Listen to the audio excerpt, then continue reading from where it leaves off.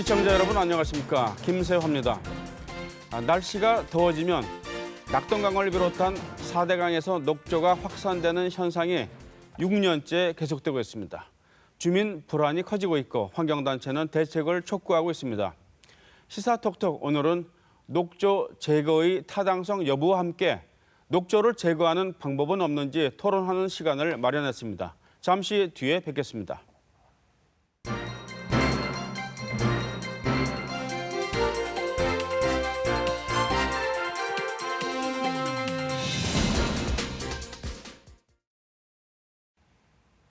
네, 녹조를 제거할 수 있는 방법은 없을까요? 오늘 토론해 주실 패널들을 소개해드리겠습니다. 먼저 정병철 대구지방 환경청장 나오셨습니다. 예, 반갑습니다. 네, 어서 오십시오. 김문수 대구시 상수도 사업본부장 나오셨습니다. 네, 반갑습니다. 네, 어서 오십시오. 다음에 이명박 박근혜 정권 때 4대강 사업의 문제점을 지속적으로 지적해 오신 분입니다. 박창근 가톨릭 관동대 토목공학과 교수 나오셨습니다. 네, 반갑습니다. 네, 교수님 어서 오십시오. 오늘 좋은 말씀 부탁드리겠습니다. 날씨가 더워지면서 녹조가 점점 더 심해지고 있고 생태계에도 여러 가지 좋지 않은 현상이 발생하고 있습니다. 낙동강에서 나타난 현상들을 저희들이 정리를 했는데요. 김은혜 기자가 정리한 리포트를 보시고 토론을 계속하도록 하겠습니다. 보시죠. 올해도 5월부터 낙동강 녹조가 급증했습니다. 낙동강 물을 식수로 사용하는 영남권 주민 1,300만 명은 불안합니다. 강정 고령보 인근 대구 매곡 정수장 원수의 남주류 개체수는 지난해 같은 기간보다 70배 이상, 문산 정수장 원수는 60배 이상 급증했습니다. 남주류에 포함되어 있는 마이크로시스티스가 간질환을 일으키는 독소 마이크로시스틴을 만들어낸다는 점도 불안을 가중시킵니다. 마이크로시스틴이 낙동강 원수에서 검출되고 있는지 여부가 주목됩니다. 강물을 취수해 염소 소독을 하는 과정에서 생긴다는 발암물질 총트리 할로메탄도 문제입니다. 4대강 사업 이후 낙동강 하류 정수장에서 정수된 물에서 총트리 할로메탄이 검출됐다고 정의당 심상정 의원이 환경부 자료를 인용해 밝히기도 했습니다. 낙동강 물고기 떼 죽음도 불안감을 증폭시키고 있습니다. 낙동강 하류 주민들은 지난 2012년 늦가을부터 물고기 떼죽음 사태가 더욱 빈번해졌고 어부들은 폐사하는 물고기가 늘고 있다고 주장하고 있습니다. 조류를 먹이로 하는 큰빛 이끼벌레라는 태형 동물도 바위 틈이나 수초, 나뭇가지 등에서 빈번하게 발견되고 있습니다. 서식처가 물고기 산란 장소와 겹쳐 생태계에 어떤 영향을 줄지 우려됩니다. 낙동강에 해마다 녹조가 확산되고 예전과 다른 생태계 모습을 보이는 것은 4대강 사업 이후부터입니다. 녹조를 제거하지 않고는 강을 살릴 수 없다는 것이 일반적인 시각입니다. 녹조 제거 어떻게 해야 할까요? 시사톡톡 김은혜입니다. 네, 리포트 잘 보셨습니까? 박창근 교수님. 김은혜 기자가 보도한 저런 현상이 4대강 사업 이후부터 발생했다고 단정할 수 있습니까? 네, 그렇습니다. 녹조가 2012년 네. 그때 봄이 끝날 무렵부터 발생을 했거든요. 그래서 올해까지 6년 연속 낙동강에는 녹조가 피고 있습니다.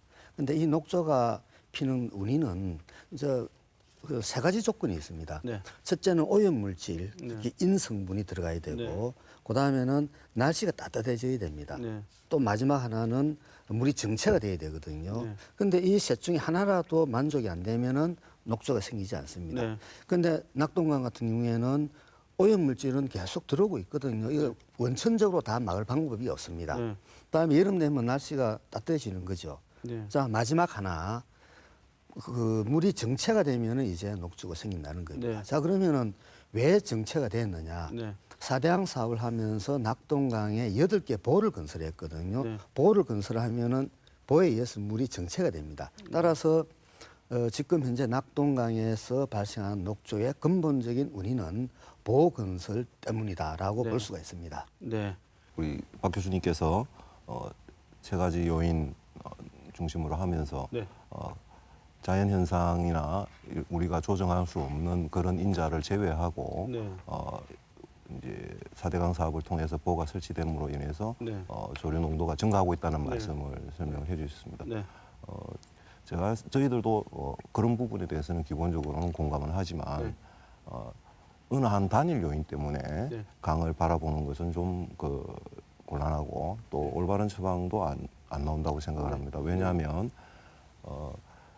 사실은 4대강 사업을 하기 이전에도 네. 강에는 그 강 상황에 따라서 네. 조류가 발생할 수도 있었고 네. 이 조류라는 것은 그 어디든지 조건만 맞으면 발생을 네. 합니다. 오염 인자가 있거나 없거나 네.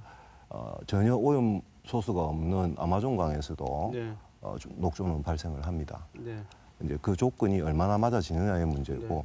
그 다음에 저희들로서는 그 녹조가 발생을 하지만 네. 과연 원수에서 발생하는 녹조가 있다 하더라도 네. 과연 우리 수준이 그 녹조 때문에 네. 우리가 먹는 물 내지는 강을 이용하는 데 있어서 문제가 발생하고 있느냐 하는 점을 네. 충분히 생각해야 되고 네. 박 교수님께서도 말씀하셨지만 낙동강은 근원적으로 오염원이 유입되는 것을 완전히 차단시킬 수 없는 강입니다. 그래서 그런 그 외형적으로 오염 물질이 유입될 수밖에 없는 강이라면 네. 앞으로 그런 부분들을 어떻게 대량 발생해서 문제가 생기는 상황을 줄이기 위한 노력을 위해서 힘을 모으느냐 하는 것이 더 네. 중요하다고 생각을 합니다.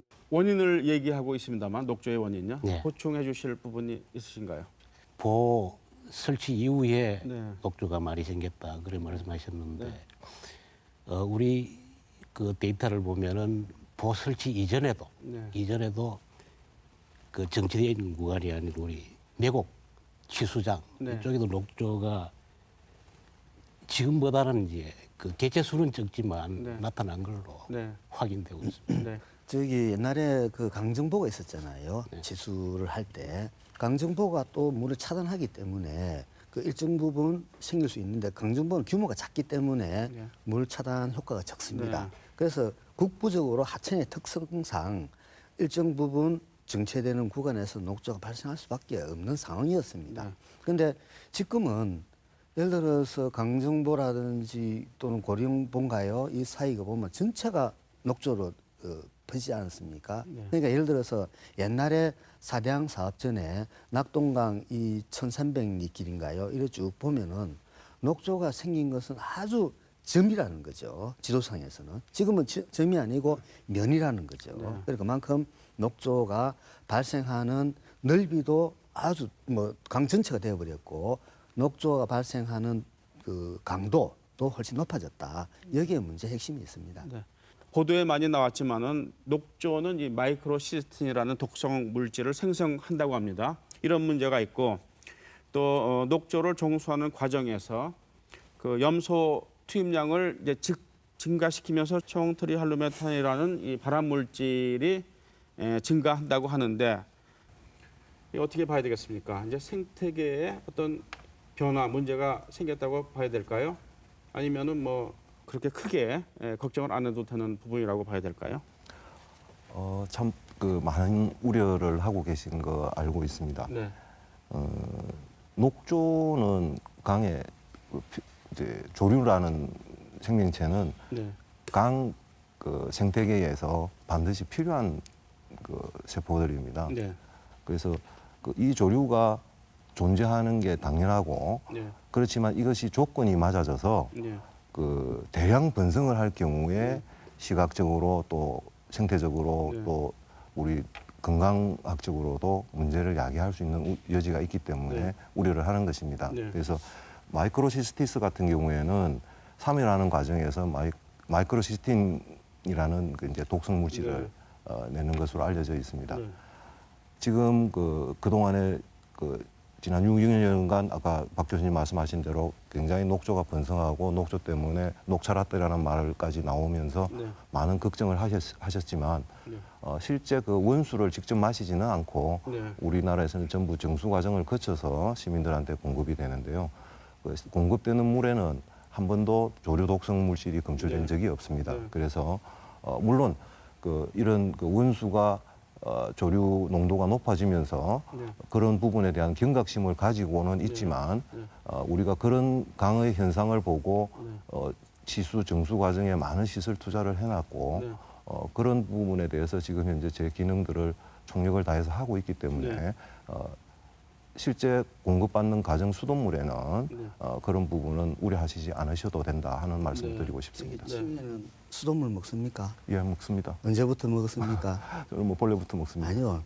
저기 낙동강에는 그 환경부 본청은 네. 시민단체가 그 녹조 있기 때문에 안 먹는다 해가지고 2016년도부터 먹었어요. 제가- 그전에는 안 먹었어요. 제가 무슨 얘기 드리는 거 하니까 지금 우리 정수 기술로는 네.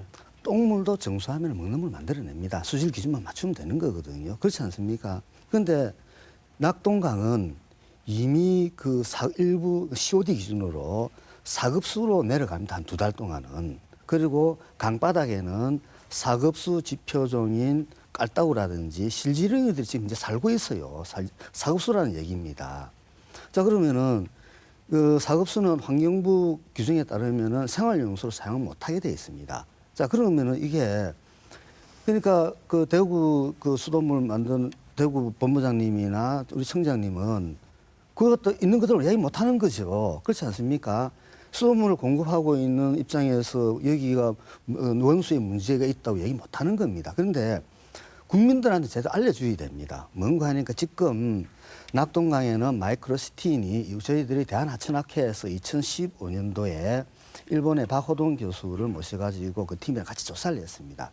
그래서 마이크로시티인이 456배를 초과하고 있었어요. 기준치에. 네. 물론 이거는 WHO가 세계보건기구가 수돗물에서 권장하는 기준치입니다. 그것에 456배가 있다는 겁니다. 자, 우리 정수시설이 이제 공학적으로 하는 거 아닙니까? 이것이 완벽하게 모든 오염물질을 다 제거할 수 있다. 이것은 불가능합니다. 99%뭐 이런 건 가능할지만 네. 100%다 할 수 있다는 것은 안 된다. 불가능하다는 거죠. 그렇다 그러면 원수에 그와 같은 독성물질이 뭐 울글거린다 그러면은 정수 과정에서 수돗물로 들어갈 여지가 충분히 있다라는 전제하에서 수돗물 관리, 하천 관리를 해야 된다는 거죠. 그러면은 결국은 그와 같은 독성 물질이 하천에서 생기지 않게끔 해주는 게 해답이라는 거죠. 그런데 지금 그동안에 우리 환경부의 입장을 보면은 하천에는 독성 물질인 마이크로시티스라는 남조류가 분무하고 있더라도 정수 과정을 거치면은 먹는 데는 이상이 없다라고 2016년도부터 얘기를 했어요. 그런데 그 당시 환경부 본청뿐만 아니라 지방환경청에서도 수돗물 안 먹었습니다.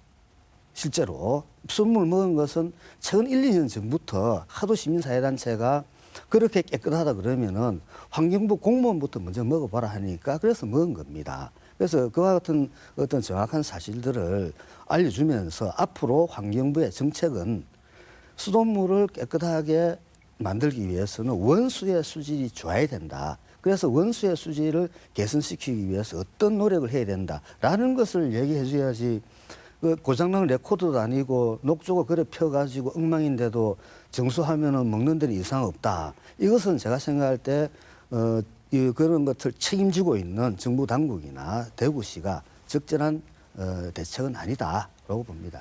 이 부분과 관련해 가지고 네. 또 저희 청 직원들 또 저희 본부까지 말씀을 해주시고 사례로 말씀을 해주시기 때문에 좀 바로 잡아야 될 부분이 있어서 제가 말씀을 드립니다. 사실은 제가 대구지방환경청장을 지금 2번째 하고 있습니다.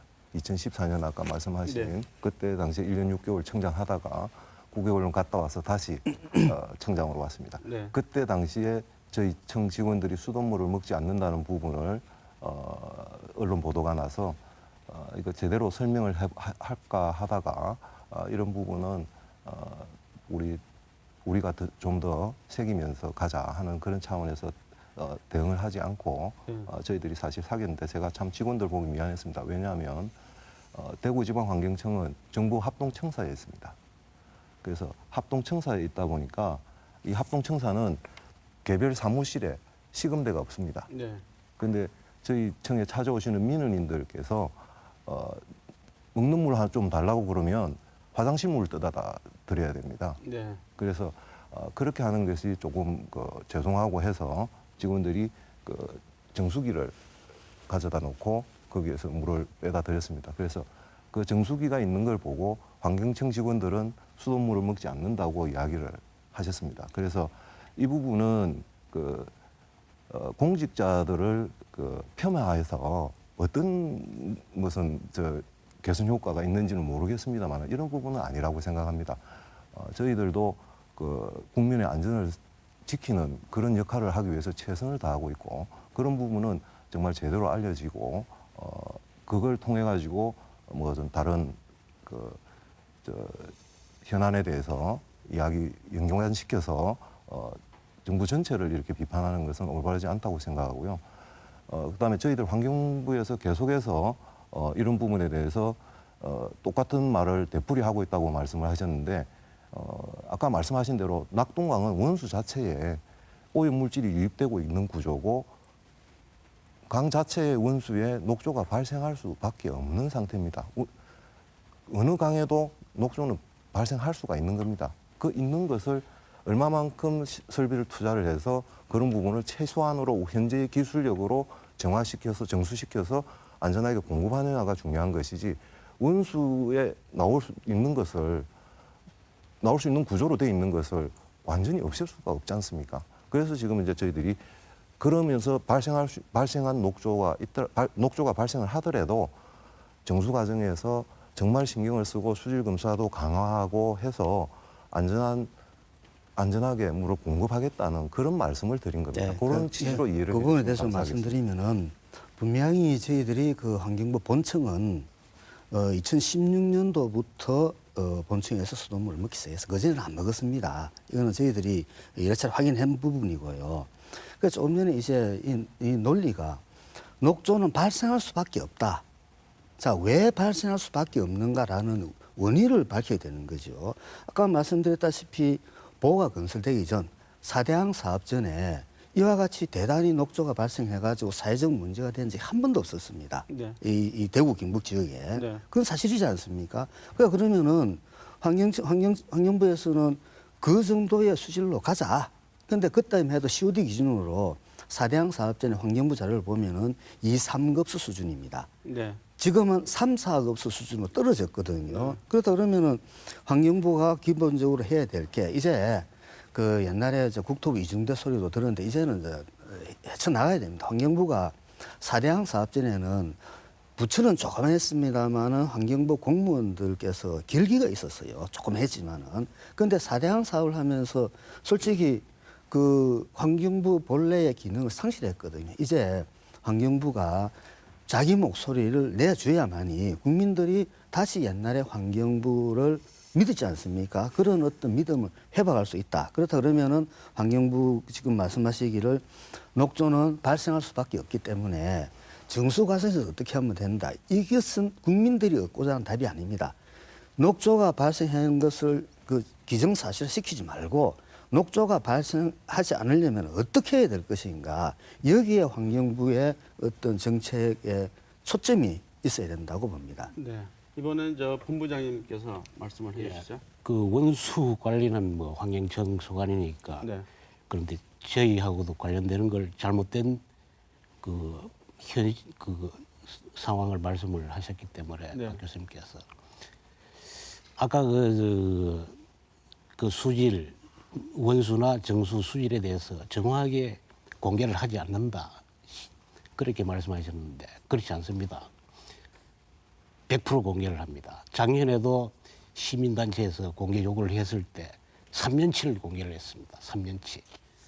3년치를 공개를 했고 또 그다음 이 아무리 나쁜 물이라도 이게 정수를 하면 지금은 100% 독성 물질을 제거를 하는데 그것이 제대로 안 될 것이다.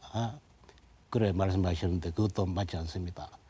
지금 뭐 남조리에서 나오는 독성 물질, 마이크로시스트는 물론이고 다른 독성 물질도 전염소, 전오존, 후오존, 활성탄 흡착질을 지나면서 100% 제거가 되는 걸로 데이터상 나타나고 있습니다. 만일 이게 아니라면은 그런 자료를 제시해 주세요. 그걸 조사를 같이 하든지. 네, 상수도 사업본부장님 뵈면 제가 꼭 물어보고 싶은 말이 있었는데 똑같은 질문입니다. 그 상수도 사업본부 직원들은 네. 그 수돗물을 먹습니까? 마십니다. 네. 아까 환경부 쪽에서는 안 마신지 모르겠는데 우리는 다 마십니다.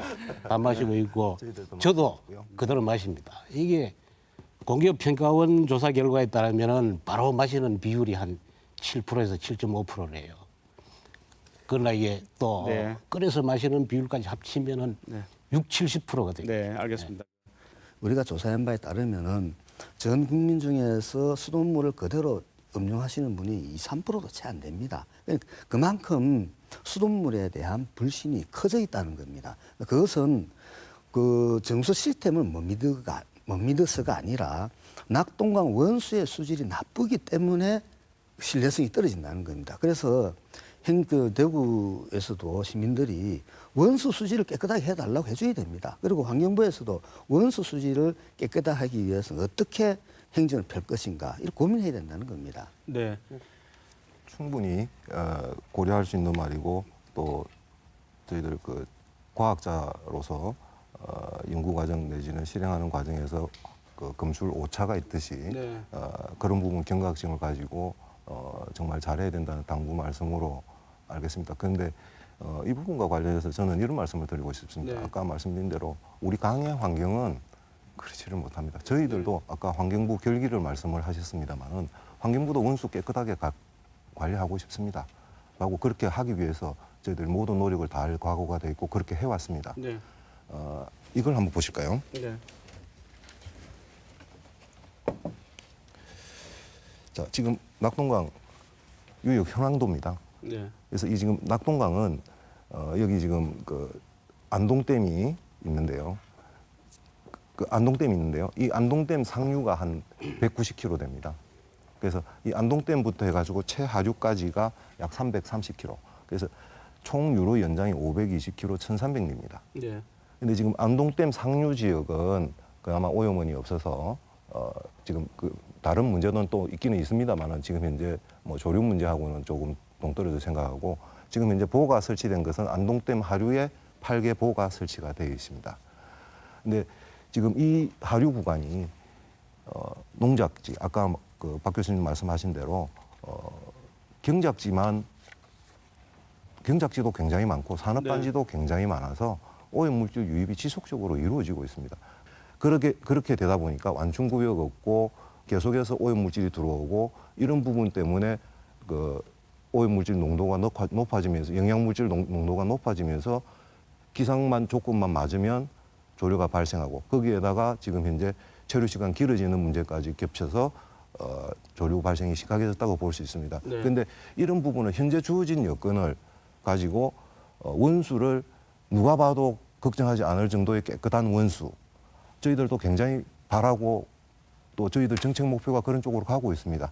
가고 있는데 그렇지만 당장 먹는 물을 공급해야 되는 입장에서는 이 부분은 저희들이 할 수 있는 노력을 다해서는 정수 처리를 통해서 하고 있다는 말씀을 드리는 겁니다. 하는데 네. 제가 한 가지 질문 드릴게요. 네.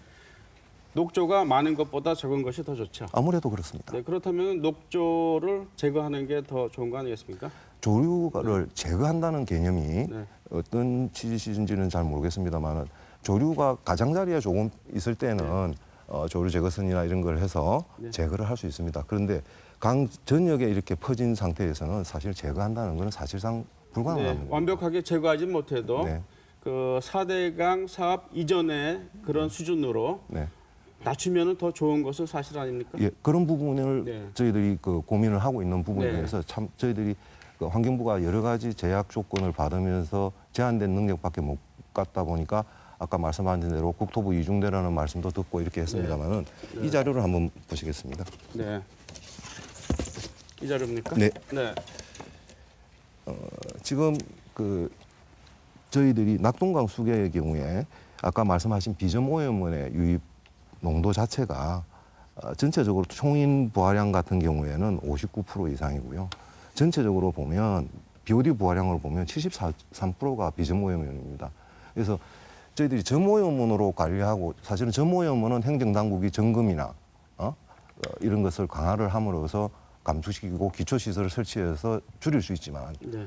이 비점오염으로 대표되는 이 지역은 특히 다른 전체 수계에 비해서 약 7, 8%가 높은 낙동강 특성은 그만큼 그 환경당국의 정책 노력만 가지고는 강이 관리되기가 어려운 여건이라는 것을 나타낼 수 있습니다. 그래서 이 부분은 농림부나 이런 곳에서 농지로부터 오는 비점오염원 네. 이런 부분들에 대해서 같은 노력이 더해져야만 이런 부분의 원수 관리가 원활하게 될 수 있고 그 효율성 있게 될 수 있다는 걸 우리가 좀 알고 있어야 되는가라는 말씀을 네, 알겠습니다. 드립니다. 그 부분 네. 보면은 참 환경부가 만약에 우리 청장님의 어떤 그런 어떤 정책 방향이다 그러면은 참 우려할 수밖에 없습니다. 왜 그러는가 하니까 지금 녹조가 왜 발생했는가에 대해서 계속 지금 논지를 흐리고 계시거든요. 그래서 오염물질은 어차피 들어온다. 예, 그렇잖아요. 옛날에도 들어왔습니다. 근데 사대양 사업하면서 점 오염을 많이 줄였지 않습니까? 그리고 또 환경부가 그동안에 많은 노력했지 않습니까? 저기 축산 폐수라든지 이런 것들은 환경부가 참 눈물나게 노력한 건 알고 있습니다. 그러면 옛날보다는 축산 폐수라든지 비점 오염으로 되는 것을 조금 많이 줄인 것은 또 사실이거든요. 그리고 사대양 사업 이후에 그런 부분 줄이는 것은 맞습니다. 자, 그러면 그럼에도 불구하고 왜 녹조가 피느냐? 그리고 국민들이 왜 거기에 대해서 그 불안해하느냐라는 것을 봐야 된다는 거예요. 그래서 그러면은 딱 하나지 않습니까? 사대양 사업 전후에 가장 바뀐 게 뭡니까? 보건설이거든요. 보호를 건설해가지고 그러니까 지금은 보지만 이건 댐입니다. 이걸 건설해놓으니까 물이 고이는 거죠. 물이 고이면 썩는다라는 것은 옛날부터 우리 선조도 해왔던 얘기입니다. 그와 같은 단순한 어떤 진리도 지금 환경부가 계속 피해 나가는 것 같아요. 그것은 그래서 좀 듣기에 애매할지 모르지만 사대양 사업할 때 시민사회단체로부터 엄청나게 환경부가 솔직히 국토부 이중대로 뭐 조롱을 많이 받았거든요. 아직까지 그 트라우마가 가지고 있지 않느냐. 그러니까 이제는 그 이제 수자원국이 이제 환경부로 넘어오게 되지 않습니까? 그러면 수량 수지를 이제 통합 관리하는 입장에서 말 그대로 체계적으로 이제 환경부가 한번 제대로 할 수 있는 그런 걸 하려 그러면은 제가 볼 때 보는 인식을 이제 좀 달리 해야 된다. 그래 주문드리고 싶습니다. 네, 그 정부가 일단 최근에 4대강 보 가운데 6개 보의 수문을 열었습니다. 뭐 일부 열었는데 그 이후의 경과 과정을 좀 보시고 토론을 계속하도록 하겠습니다. 김문혜 기자가 정리를 했는데요. 보시죠. 정부는 지난 1일부터 4대강에서 6개의 보의 수문을 상시 개방했습니다. 낙동강에서만 경북 지역 강정고령보와 달성보, 경남 지역 창녕보와 함안보 등 4개 보의 수문을 열었습니다. 하지만 낙동강 녹조 발생 규모는 이렇다 할 변화가 없습니다. 환경단체는 모든 보의 수문을 다 열어야 한다고 주장하고 있습니다. 낙동강 인근 일부 농민들은 농업용수 공급에 차질을 빚을 거라며 수문 개방을 반대합니다. 이낙연 총리는 지난 21일 낙동강 강정고령보를 방문해 농업용수가 부족해질지 모르기 때문에 수문을 더 개방한다는 것은 또 다른 문제를 일으킬 수 있다며 신중론을 폈습니다. 다만 먹는 물은 완벽하고 깨끗하게 처리할 것이라고 강조했습니다. 녹조를 제거하는 방법, 수문 전면 개방으로 가능할까요? 시사톡톡 김은혜입니다. 네, 정부가 보의 수문을 개방을 했습니다. 왜 개방했다고 우리 청장님 보십니까? 사실은 그 보호에 대해서 아까 뭐 여러 가지 이야기가 나왔습니다만은 네. 보호를 수문을 개방을 해서 네. 그 체류 시간을 감소시킴으로 해서 수질 개선에 기여할 수 있다는 주장이 여러 번 제기됐었고 네. 몇 년 전부터 저 펄스 방류라든지 네. 그다음에 보댐 연계 시범 방류 이런 것을 통해서 어떻게 하는 것이 가장 효율적인 방법인지 하는 시뮬레이션을 계속 해오고 있었습니다. 네. 그래서 이번에 정부에서 전체 그 16개 보 중에 6개 보에 대해서 농업용수 공급에 차질을 주지 않는 범위 내에서 그 상시 개방을 하도록 이렇게 지금 진행이 된 것입니다. 네. 이번 방류에 따른 효과는 네. 제한적일 수밖에 없었다는 네. 측면이 있고요. 네. 그런 점에서는 많은 부분 좀 이해를 해주셨으면 감사하겠습니다. 그런 점에서 보면은 그러면은 보의 수문을 개방 안 하는 게 차라리 낫습니까? 아니면 더 여는 것이 낫다고 보십니까? 저는 개인적으로는 지금 현재 조류가 발생했기 때문에 발생한 농도가 급속도로 높아지기 있기 때문에 그것을 제어할 수 있는 방법은 지금 말씀하신 대로 그 영양물질을 줄이거나 유속을 변화시키거나 햇빛 수온을 차단을 할 수 있는 교란을 줄 수 있어야 되는데 우리가 당장 지금 현재 단기간에 할 수 있는 건 없습니다. 조류를 유속을 변화시키는 방법이기 때문에 그래서 아무것도 안 하는 것보다는 그런 유속을 변화시키기 위한 방류는 필요하다고 생각하고 그 상황이 나빠지면 예를 들면 정수를 농도가 너무 높아서 네. 정수 치수가 곤란할 지경에 이른다든지 이런 급박한 상황일 경우에는 모든 수단을 다 동원하는 방법 중에 하나이고 또 이 수단도 그런 수단으로서 받아들일 수 네, 있다. 한 가지만 더 여쭤볼게요. 그 녹조가 컨트롤할 수 있는 그런 양이면은 그럼 굳이 수문을 열지 않아도 된다라는 결론으로 이렇게 도출되지 않을까요? 또 녹조가 컨트롤할 수 있는 수준인데도 불구하고 또 지금 문을 열었단 말이죠. 녹조가 더 창궐할까 봐. 그 모순인 것 같은데 그 입장을 좀 어떻게 정리하신다면? 저는 그렇게 생각합니다. 이게 그 녹조가 컨트롤을 할 수 있다는 말씀을 드린 것은 아니고요. 네. 저희들이 녹조가 지금 발생을 하더라도 네. 지금 현재 저희들이 가지고 있는 치정수 시설로 그 독성 물질이 나오지 않는 정도로 정수가 안전하게 할 수 있다는 말씀을 드린 것이 그것이 그 녹조를 모든 거 우리 손 안에 들고 이렇게 관리가 다 가능하다 이런 말씀은 아닙니다. 네. 그래서 이 부분은 자연적으로 일어나는 현상에 대해서 저희들이 할 수 있는 줄이기 위한 모든 노력, 그 최초의 발생부터 네. 줄이기 위한 노력, 오염물질 차단, 그다음에 온도의 변화, 유속의 변화 이런 것을 통해서 교란을 줌으로써 정도를 감소시키자는 노력을 할 수 있다는 말씀인 것입니다. 알겠습니다. 그 본부장님, 예. 그 수문을 일부 열었지 않습니까? 네.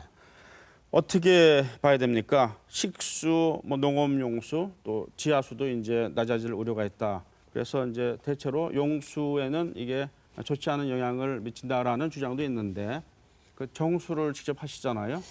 그렇습니다. 우리가 제일 해보세요. 가장 네. 그 직접적인 이해 당사자입니다. 네. 당사자인데 그 우리 청장님께서는 뭐 열어도 상관이 없다고 말씀하셨는데 우리의 조사 결과로는 더 수위를 낮춰서는 곤란하다는 입장입니다. 왜냐하면은 부호 개방 전후 그러니까 수 표면에서 1m 간격으로 6m까지 그 28개 항목을 조사를 했는데 네. 부호 개방 전보다 개방 후가 다른 항목은 뭐 거의 비슷한데 네.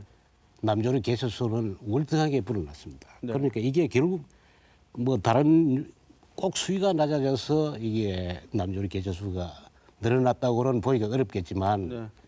취수구하고 수표면하고 전에는 5m 차이가 났었고 네. 또 5m 밑에는 남조류에서 약간 벗어난 네. 작년이나 재작년의 네. 예를 보면은 그런데 이게 3.75m로 수위를 낮추면서 낮아지면서 그 수 표면에 있는 그 남조류 개체수가 남조류가 굉장히 유입이 유입된단 된다. 말이죠. 네. 그래 지금 정수하는데 굉장히 에러를 느끼고 있는 겁니다. 네. 그런데 지금 또 이걸 수위를 낮춰야 되니 개방을 더 해야 되니 이러면 이거는 굉장히 문제가 있는 것이다. 이 문제만큼은 먹는 물에 대한 문제만큼은 이거는 굉장히 과학적으로 또 기술적으로 접근해야 되는 것이지 이걸 뭐 정치적이라든가 다른 어떤 단체 입장이라든가 이런 걸로 접근해서는 굉장히 곤란하다는 입장입니다. 네. 두 기관의 입장을 들어보셨는데요. 네. 제가 올 중순경에 인터뷰를 어느 기관에 했는데 네.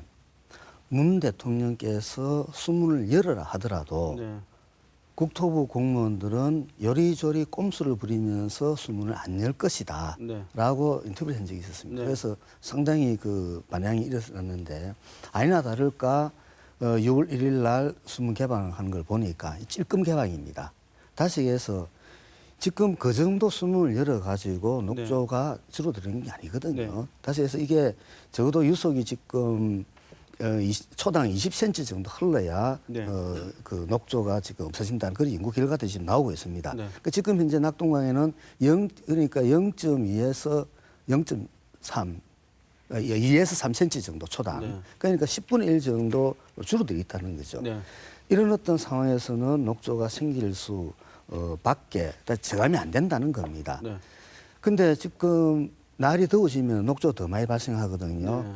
자, 일반적으로 이제 봤을 때 수문을 열었는데 그 수문 열은 정도로는 녹조 저감이 안 되는 것은 분명한 거고 네. 날씨가 더워지니까 녹조는 더 피잖아요. 그러면 어떤 시그널이 오는 거 하니까 자, 대통령이 수문을 열어야 해서 열었는데 오히려 녹조가 증가하더라라는 얘기가 나와버려요. 네. 그러니까 여름철에 되면 증가하게 돼 있거든요. 네. 수문을 찔끔 열어가지고 아무 효과도 없는데 네. 아니나 다를까 6월 초에 수자원공사에서 이상한 연구 결과를 냅니다. 컴퓨터 시뮬레이션 했다 그러는데 내용인즉슨 강정보 수문을 열어도 녹조가 오히려 더 증가하더라라는 연구 결과를 냈어요. 네. 그래서 그 보고서 내용을 쳐다보고 잘못된 점을 제가 지적을 했는데 네. 강정보가 제일 많이 열지 않습니까? 1.25, 1.25다. 그러니까 수문을 제일 많이 열었는데도 불구하고 녹조는 오히려 더 증가하더라. 네. 이와 같은 어떤 연구 결과들을 내고 있다. 네. 다시 얘기해가지고 그동안에 4대항 사업을 추진했던 세력들은 수문을 열면 유속이 빨라지고 네. 그러면 녹조가 줄어든다는 것은 상식적임에도 불구하고 네. 수문을 안 열기 위해서 네. 엉터리 연구 결과까지 지금 제시를 하고 있다는 겁니다. 네. 네. 그러니까 결국은 수문을 열어서 만약에 녹조가 저감이 된다면은 자기 자신을 부정하게 되지 않습니까? 4대강 사업 자체를 부정하는 그렇습니다. 말씀이죠. 그러니까 왜 그러면 국민들이 물의 흐름을 차단하는 보를 만들어 가지고 녹조가 피게 만들어서 사회적 문제를 일으키느냐. 네. 빨리 수문을 더 열어라. 네. 또는 더 나아가서 왜 쓸데없는 보를 만들었느냐. 보 철거를 해라. 네. 라는 어떤 그동안의 시민사회단체의 요구가 네. 타당성을 가지게 돼버리는 거죠. 네. 그러다 보니까 국토부나 또는 수자원공사 보를 만들었던 기관이죠. 이 기관에서는 어떤 형태로든지 간에 그 수문을 열면은 오히려 더 역효과가 난다는 것을 지금 계속 홍보를 하고 있는 겁니다. 네. 그래서 이런 점은 우리가 잘 살펴볼 필요가 있습니다. 교수님 입장은 어떤 것입니까? 수문을 더 열어야 되고 나아가서는 보를 철거해야 된다 이렇게 주장하시는 겁니다. 네, 일단은 저기 녹조 지금 이제 농업용수 때문에 문제 있는 건 맞습니다. 네. 그러니까 그 수위가 있으면 농업용수 지수가 밑에 있거든요. 수문을 열면 수위가 떨어지지 않습니까? 네. 그러면 이게 농업용수를 취소하는데 문제점이 있습니다. 네. 그런데 농번기가 끝나면은 농업용수가 뭐 많이 필요하지도 않고 네. 그리고 또 많이 필요하다 그러면은 이걸 또 연장시키면 되거든요. 네. 공사를 해가지고 네. 그래서 얼마든지 이거는 더 수위를 낮추는 방법이 있다. 네. 왜냐하니까 4대항 사업 전에 보가 없더라도 농업용수 다 취소했거든요. 네. 그와 같은 걸 본다 그러면은 더 낮춰야 되는데도 불구하고 국토부 자료를 보니까 아주 꼼수를 부리면서 조금밖에 안 열었어요. 네. 그래서 이 부분은 다시 한번 살펴봐야 되는데 당연하죠. 수문을 열면은 물 흐름이 생기죠. 네. 물 흐름이 생기면은 아까 말씀드렸다시피 초당 20cm 이상 물 흐르게 되면은 녹조가 안 생긴다는 연구 결과가 있습니다. 네. 그렇다 그러면은 그만큼 물이 흐르게끔만 열면 되는데 찔끔 열어놔니까 안 되는 거죠. 네. 그래서 나중에 이제 결론 부분에 말씀드릴 문제입니다만은 이제 보철거하게 되면 또 사회적 논란이 있을 겁니다. 네. 그래서 보철거를 할 때는 철거를 했을 때 공학적으로 네. 기술적으로 가능한가? 네. 그리고 환경적으로 이득이 있는가? 네. 그리고 보를 철거하는 게 경제성이 더 있는가? 네. 라는 것을 엄밀하게 따져서 네. 보 철거가 만약에 타당하다면은 사회적 합의를 이루어야 되겠죠. 네. 그래서 우리 사회가 보를 그대로 두어서는 안 되겠다라고 사회적 합의가 이루어지면 보를 철거하는 거고 그래도 국민 예산으로 만들었는데 네. 그 보를 좀 존속시키면서 유지 관리 잘하자. 네. 이게 만약에 국민들의 대다수 의견인 것 같으면 그걸 해야 되겠죠. 네. 그래서 그것은 앞으로 이 문재인 정부가 어떻게 보호에 대한 정책을 펴느냐에 따라서 네. 결론이 나리라고 봅니다. 네, 철거는 나중에 국민들의 합의를 보더라도 보의 수문은 전면 개방하는 것이 맞다 네. 이렇게 주장하시고요. 어떻게 생각하십니까? 이 보호에 대해서 보호가 추가 개방을 할 수 있느냐, 그 다음에 지금 현재 농번기에 농민들께서 우려하시는 이 가뭄이 점점 심각해지고 있는 이 시기에 추가적으로 개방해서 농업용수 공급의 차질을 빚어서는 절대로 안 된다는 우려를 많이 하고 계시는 게 이제 현장의 목소리입니다. 네. 그래서 지금 조금 전에 박창근 교수님께서 말씀하신 대로 4대강에 양수장이 있습니다. 양수장이 있고 지금 이제 1.25m 강정 고류물은 낮췄지만 네. 어떤 양수장은 그 양수장 하나 때문에 20cm밖에 못 낮춘 곳이 있습니다. 이게 네. 지금 아까 말씀하신 대로 그 수위가 있으면 치수구를 더 낮춰야 된다는 얘기죠. 네. 양수장에 양수 수위가 있는데 이 치수구에서 이걸 낮출 수 있다고 말씀하셨지만 사실은 지금 현재 저희들이 현장 조사를 해보니까 낮출 수 없는 곳이 대부분입니다.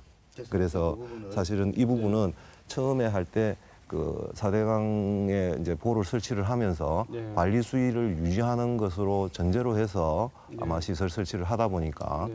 그렇게 된 거 아닌가 싶고, 사실은 이제 이런 부분을 이렇게 물을 그 방류를 한다는 부분에 고려 또 그때 당시에 제가 한번 물어봤습니다. 네. 왜 그거를 좀 더 이렇게 수위를 낮춰줄 수 있으면 거기에 따라서 수위가 낮춰서 농업용수도 취소할 수 있도록 네. 시설을 해놨으면 네. 이번에 훨씬 효과가 높았을 텐데 네. 이렇게 이야기하니까 4대강 사업에 대해서 예산을 하면서 감사를 여러 번 받으면서 네. 과잉 설계 부분에 대한 지적을 많이 받았다고 합니다. 네. 그래서 관리 수위로 유지하기로 돼 있는데 이거를 더 네. 밑에까지 낮추는 것은 과잉 설계다는 부분 지적을 네.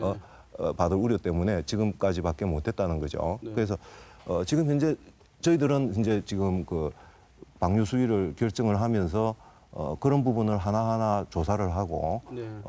또 지자체의 의견을 들어서 네. 지금 수위를 결정을 했습니다. 네. 그래서 아까 말씀드린 대로 저희들도 많은 물을 방류하면 녹조 농도를 낮추는 데는 도움이 된다고는 생각은 하지만 아까 총리께서도 현장에 오셔서 말씀하신 대로 추가적인 방류나 이런 부분에 대해서 생각할 때는 공업용수, 농업용수, 그다음에 지금 아까 대구시에서 우려하신 대로 먹는 물에 대한 지수 이런 부분들을 종합적으로 다 고려해서 할 수밖에 없는 그런 한계가 있다는 점을 네. 말씀을 드립니다. 네, 양 수장은 그런데요. 정 수장도 마찬가지입니까? 취수구를 아래로 더 내려야 됩니까? 내릴 수 없습니다. 네. 지금 아까 우리 박 교수님께서 전면 개방이 맞다고 하셨는데 네. 이거는 학자들은 그렇게 이야기할 수 있습니다. 책임이 없으니까. 그런데 전면 개방하게 되면은 그 우리가 취수구가 14.5m입니다.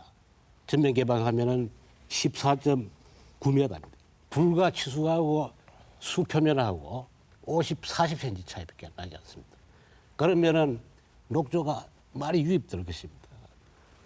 그럼 정수에 굉장한 애로를 겪게 될 것이고 또 약품 투입도 많이 늘려야 될 것이고 수질은 수질대로 떨어질 수도 있습니다. 그거는 학자 입장에서는 그건 주장할 수 있는 것이지만 우리 160만 시민들에게 수돗물을 공급을 해야 되는데 수돗물의 안정성 이거는 굉장히 문제가 있을 수 있는 그런 주장이라는 네. 것을 아니, 말씀드립니다. 좀 전에는 그 녹조를 뭐 깨끗하게 처리를 할 수 있다고 하시지 않았습니까? 처리는 할 수 있습니다. 네. 할 수는 있는데 위험성이 있다 이 말. 약품 투입이라든가 이런 것을 그거 늘려야 됩니다. 네. 늘려야 제가 되고. 조금 보충적으로 설명을 드리겠습니다. 네. 그 지금 현재 여기가 그 강준고령보의 그 관리 수위라고 하시면 19.5m 정도 됩니다. 네. 이렇게 되는데 대구 매곡 지수장의 지수구는 네. 아까 말씀드린 대로 녹조는 그 기포가 있어서 대부분 녹조들은 마이크로시스티스 같은 경우에는 표면에 뜹니다. 표면에 있죠. 표면에 네. 떠서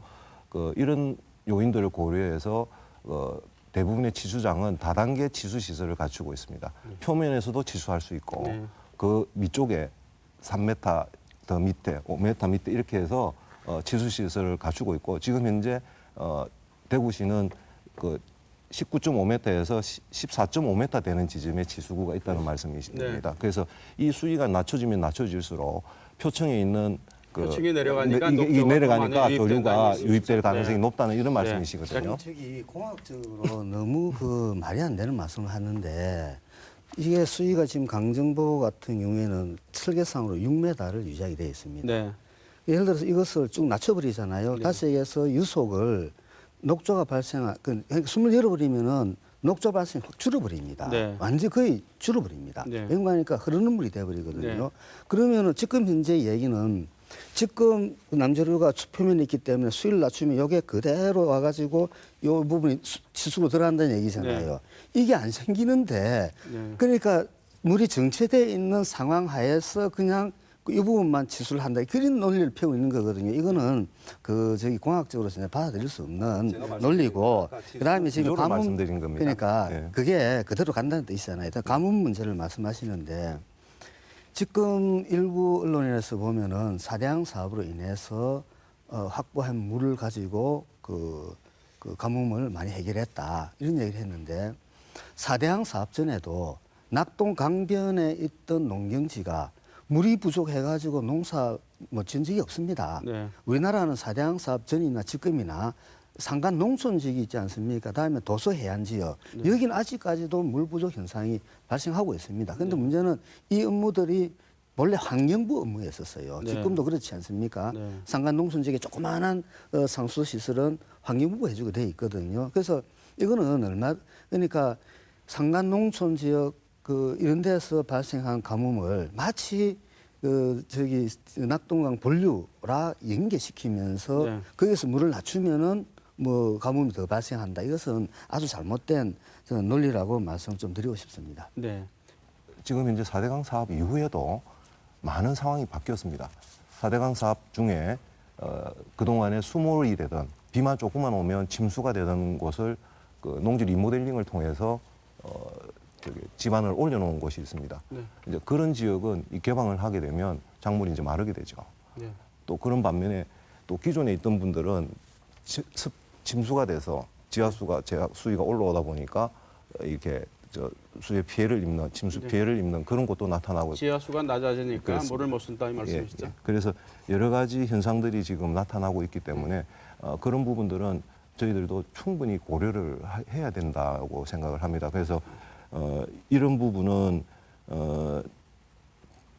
지금 저희들도 추가 방류를 결정하는 그런 중요한 잣대로서 네. 지역민들이 이런 부분은 네. 설사 그 어떤 녹조가 완전히 저희들이 녹조가 지금 현재보다 조금 증가가 되고 저희들이 기대했던 수질 개선 효과가 안 나타나더라도 이런 부분까지 희생을 하는 것은 맞지 않고 이런 부분에 대한 합의가 있어야만 추가 방류가 가능하다는 그런 말씀을 드리고 지금 싶습니다. 마치 수문을 열면은 낙동강 인근에 보면은 농업용 치수장들이 많거든요. 네. 당연히 낙동강 인근에서 농업용 치수에 의해서 농사 짓는 분들은 당연히 물을 공급을 받아야 되는 겁니다. 그것을 안 하면서까지 수문을 여는 것은 이것은 잘못된 겁니다. 네. 자, 4대강 사업 할 때 보면은 제일 처음에 이렇게 돼 있었습니다. 강바닥 이렇게 돼 있었죠.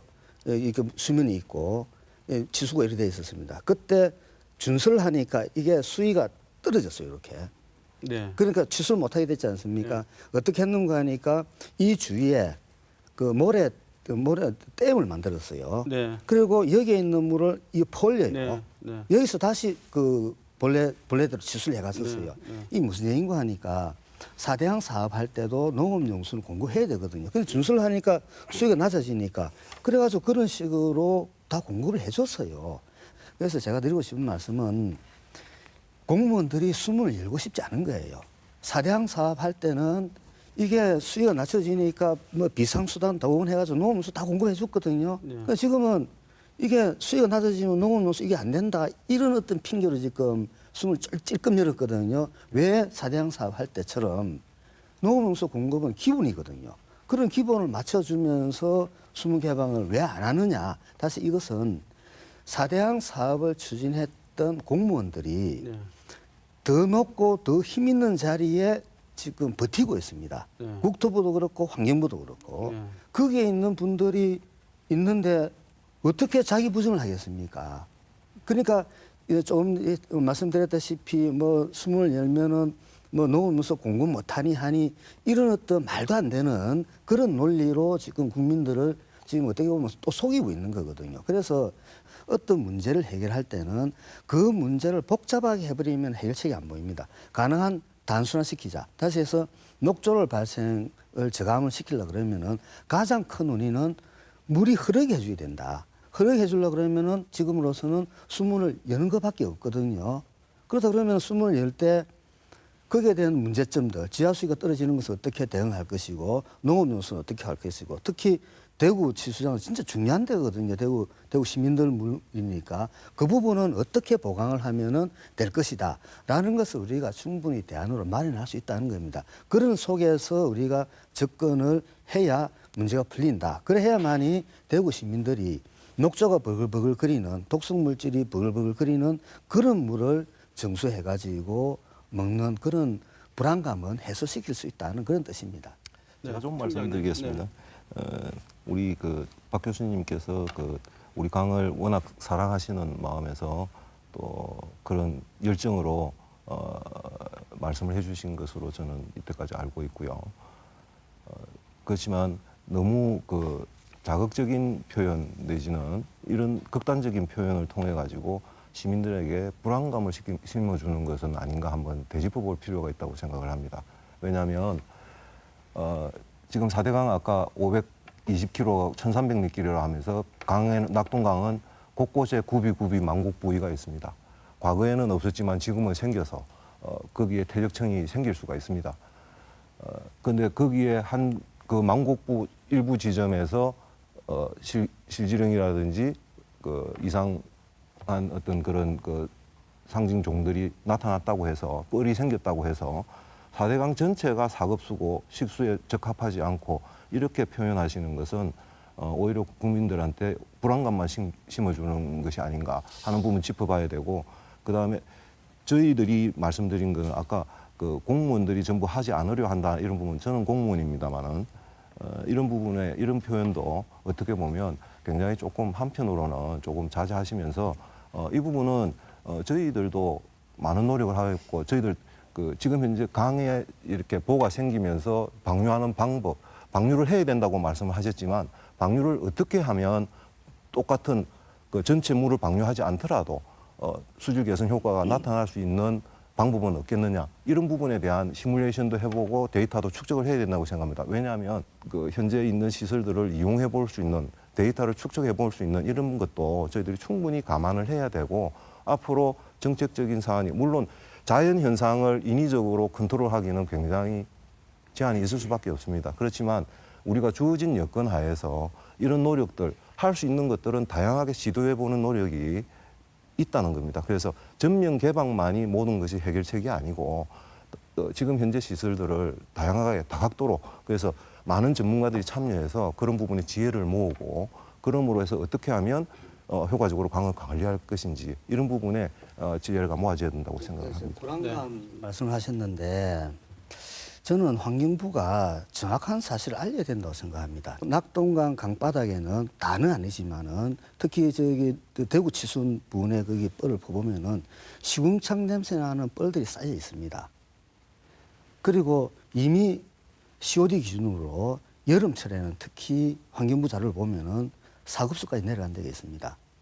자, 이런 어떤 상황은 어떻게 보면 비상 상황입니다.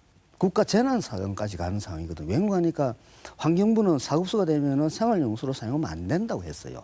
그런데 지금 이미 COD 기준으로 4급수가 돼 있다는 겁니다.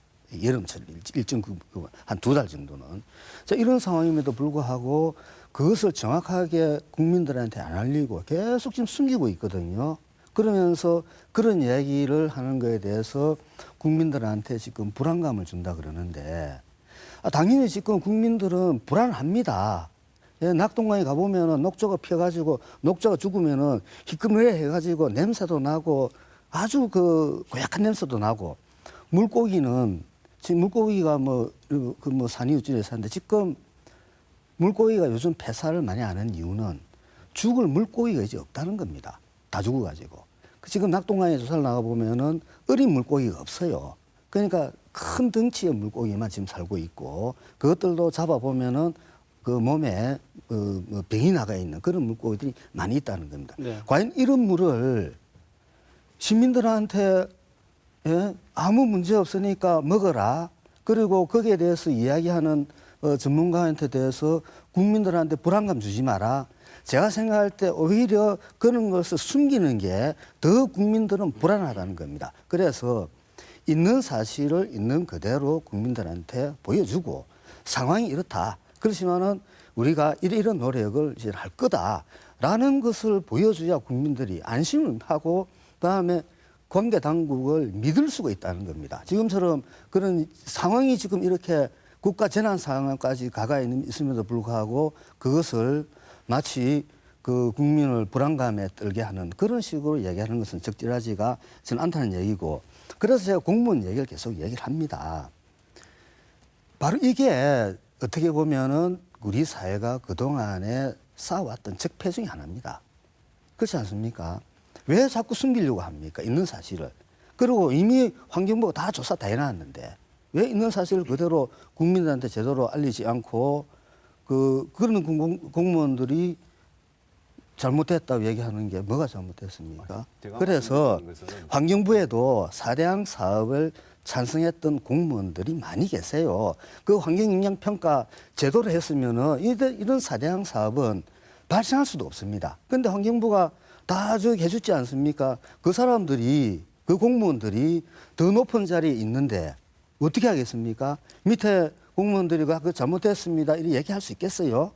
그래서 이런 부분을 지금 이제 새로운 정부가 만들어졌고 그리고 낙동강이 이렇게 썩을 대로 썩어가고 있는 이런 상황에서는 환경부라도 정신을 차리고 사실을 국민들한테 제대로 알리고 그리고 대책을 마련하는데 지혜를 모아야 된다고 봅니다. 교수님 말씀하셨는데 여기에 대해서 말씀하시면서 마무리 발언을 해주셨으면 합니다. 본부장님부터 해주시죠. 네, 박 교수님께서 우리 강정고령보 물이 아주 나쁘다 그렇게 말씀하셨는데 그 부분은 동의를 할 수가 없습니다. 괜찮습니다. 우리 환경청에서 또 유관기관이 열심히 관리를 해서 BOD 기준 1B 등급을 유지를 하고 있습니다. 그리고 수질 관련 정보를 감춘다 이렇게 말씀하시는데 이건 말이 안 되는 소리입니다. 100% 공개를 하고 있습니다. 먹는 물입니다. 시민들이 관심이 많습니다. 이건 100% 공개를 하고 있습니다. 네. 그리고 이 녹조 문제는 이게 특별한 문제는 아닙니다. 해마다 찾아오는 여름철만 되면 찾아오는 반복적인 현상입니다. 예측 가능합니다. 그래서 우리는 여기에 대한 대책을 대응 방법을 충분하게 연구하고 또 강구를 해왔습니다. 우리 대구 수돗물을 이용하시는 우리 대구 시민들, 또 경산, 창녕, 또 칠곡 일부 주민들 네. 안심하고 드셔도 됩니다. 네. 네. 네. 총장님. 예, 지난 시간 동안 박 교수님 말씀해 주신 거하고 저희들도 그런 부분을 무시하고 뭐 폄하할 생각은 없습니다. 네. 그렇지만 말씀해 주신 내용을 경각심을 가지고 정책에 반영할 수 있도록 그렇게 노력을 하겠습니다. 말씀하신 내용 중에 마지막 부분에서 환경부를 비판하신 내용과 정확하게 환경부가 숨기고 있다는 부분에 대해서는 동의할 수 없습니다. 네. 또 COD가 사급수기 때문에 낙동강이 비상 상황이라는 말씀도 동의할 수 없습니다. COD가 나빠지는 것은 COD는 화학적 산소 요구량이라고 해서 남문해성 물질이 얼마나 들어와 있는가를 아는 지표입니다. 네. 이것은 우리 낙동강에만 있는 현상이 아니고 전 세계 강에서 COD가 상승을 하고 있습니다. 그래서 유독 이 부분만 가지고 낙동강만 비상 상황이라고 하고 하시는 말씀에는 공감하기 힘들고요. 그래서 일단 뭐 오늘 토론회 과정에서 제안해 주신 내용들은 저희들이 경각심을 가지고 저희들 앞으로 정책을 추진하는데 많이 감안을 하면서 최대한 저희들이 시민사회의 목소리와 같이 함께 할 수 있도록 노력을 하겠습니다. 덧붙여서 말씀드리면 지금 현재 농민들과 시민들께서 우려하시는 녹조와 가뭄, 농업용수, 먹는 물 이런 부분에 대해서 유관기관과 협업을 통해서 최선을 다해서 안정적으로 공급하고 용수 공급에 차질이 없도록 노력하겠다는 말씀을 드립니다. 네. 박창건 교수님. 지금 22조 원의 국민 세금으로 국민을 속이는 사업을 했거든요. 4대강 사업이라는 것을.